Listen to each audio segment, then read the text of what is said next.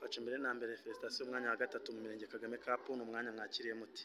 Akoze umwanya twakiriye neza cyane ko Gicumbi ni ikipe imenyereye irushanwa, ikipe ifite ibikombe byinshi, ngira ngo igikombe cy'igihugu cyaducitse ni icya 2018. Twari twaje rero twakaniye twumva ko dushobora no kongera kugitwara, ntibyakunda, ariko uyu munsi twari twatekereje umwanya wa gatatu, turabishimiye ko byatuhiriye. Ni imikino ugereranyije n'imyaka yagiye itambuka mufitemo experience, ni mwatwemo n'ibikombe, ni imikino uyu mwaka mwabonye yagenze ite mu mitegurire muri rusange?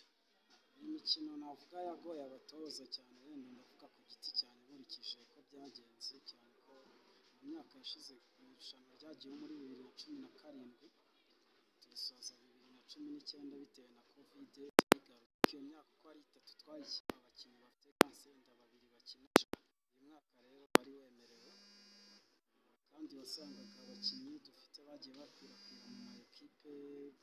Byadusabye ko tugaruka mu rugo tugashakisha impano nshyashya zitigeze zikina, abakinnyi bafite ubumuga mu karere ka Gicumbi tugashakisha kugeza abo tubonye turabatoza guhera mu kwezi kwa gatatu, ariko nyine ntabyo bari bazi, byadusabye imbaraga nyinshi, wenda bikanahuza n'amikoro aba ari kugenda arangira mu mezi ya nyuma y'umwaka, amabajeti y'uturere ashira, twaragerageje ariko byaratugoye cyane.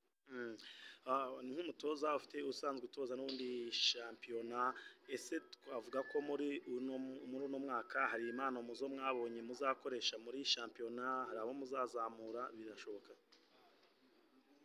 Muri gahunda dufite harimo abakinnyi beza, mwarabibonye ko abakinnyi bose twagerageje guforoma twazamuye 10 beza, ari nabo bakiye umwanya wa gatatu, harimo abakinnyi bagera nko muri 6 byibura tuzahita dushyira muri shampiyona ya football umwaka utaha.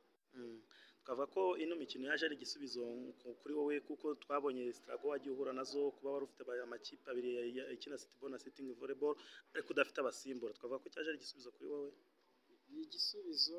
Uyu mwaka nabwo muri shampiyona mwabonye ko habayeho impinduka, aho bavuze ko ikipe zikina abakinnyi bakina football batazakina sitting volleyball, kandi twari dufite abakinnyi bagera muri 14 twari twateguye gukinisha mu mwaka w'imikino wa 2022-2023.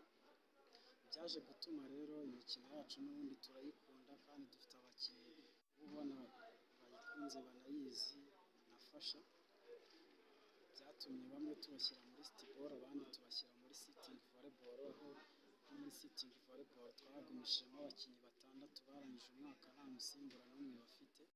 Football bari bafite abasimbura bagera muri 2 bo babaye nka 7, undi umwe twaramubuze kubera uburwayi. Rero navuga ko ari igisubizo, kuko birashoboka ko ikipe ya football dushobora kuyisenyera mu ikipe ya sitting volleyball, hanyuma iyi kinnye iri rushanwa rya Kagame Cup tukayizana muri football muri shampiyona, cyane ko bigaragara ko umwaka utaha Kagame Cup izongera ikabaho, ahubwo muri uku kwezi kwa karindwi tugiye kongera dutegura abandi bashya tuzakoresha umwaka utaha. Dusoza ni umwaka w'imikino, navuga ko urangiye mu mikino yose, ni umwaka nko muri Gicumbi Stars wabagendekeye ute? Ni umwaka njyewe navuga ko ku musaruro wangendekeye neza, ariko wareba nanone ku mbogamizi twari dufite izo zose twagiye tuvuga, byari bigoye, nta nubwo twari twumvaga ko bizashoboka. Ntekereza ko umwanya twagize mubi ni umwanya wa gatatu, ko ntabwo twigeze tuba ba kane muri uyu mwaka, haba muri sitting volleyball twabaye aba gatatu, muri football twabaye aba kabiri, naho muri Kagame Cup tubaye aba gatatu. Bivuze ko iyi mikino yose